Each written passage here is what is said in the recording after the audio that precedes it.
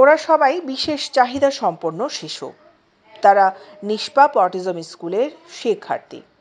বিশেষ চাহিদা সম্পন্ন এসব শিশুদের নাচ, গান, কবিতা, আবৃত্তি সহ নানান সাংস্কৃতিক অনুষ্ঠানের মধ্য দিয়ে মাতিয়ে তোলার চেষ্টা করছেন শিক্ষকরা।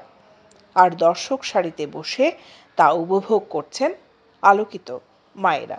স্নায়ু বৈচিত্র্যকে বরণ করি, টেকসই সমাজ করি, এই স্লোগানকে সামনে রেখে দীর্ঘ 15 বছর ধরে অটিজম নিয়ে কাজ করছে নিষ্পাপ অটিজম ফাউন্ডেশন। কারণ তাদের কোনোভাবেই সমাজ থেকে বিচ্ছিন্ন করা যাবে না।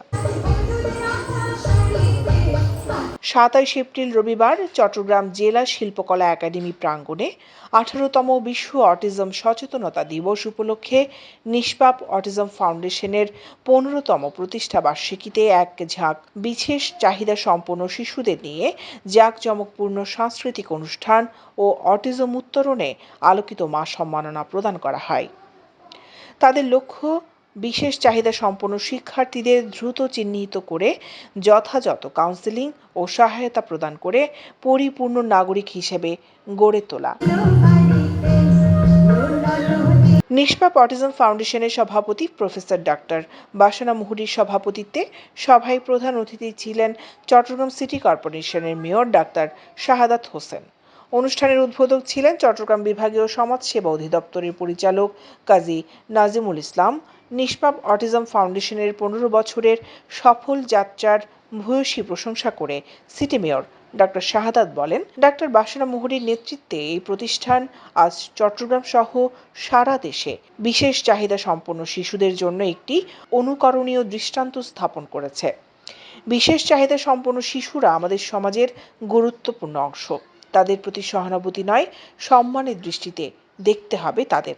এবং তারা যাতে বুঝতে না পারে, তারা খুব অসহায়, তারা সমাজের অবহেলিত, এটা যাতে তারা বুঝতে না পারে, এবং এই সাপোর্টটুকু কিন্তু তারা আমাদের কাছ থেকে চায়, এবং এই সাপোর্টটুকু কিন্তু আমার মনে হয় নিষ্পাপ অটিজম ফাউন্ডেশন তারা দিয়ে যাচ্ছেন।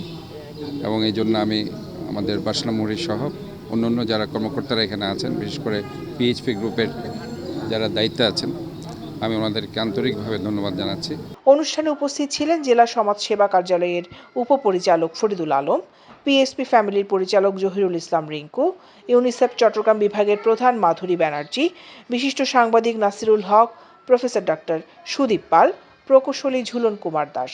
এই 15 বছরের পথ চলায় 4 জন সন্তান দিয়ে শুরু করে আজকে আমাদের 110 জন। তার মানে আমরা 110 জন বাবা মা অভিভাবকের সাথে মিলিত হয়েছি। তার চেয়ে আরও বেশি, কারণ আমরা এই বাবা মা ছাড়াও আমরা অ্যাসেসমেন্ট হিসেবে আউটডোর বেসিসে অনেক সার্ভিস দিয়ে থাকি।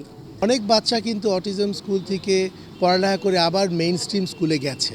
তো এই যে এই ইস্যুগুলো আমরা হাইলাইট করতে চাই, এবং মাদের বাবাদের যেই সমস্যাগুলো হয় ওগুলো কিভাবে আমরা কমিয়ে আনবো, এটা নিয়েই আসলে আমরা কাজ করছি।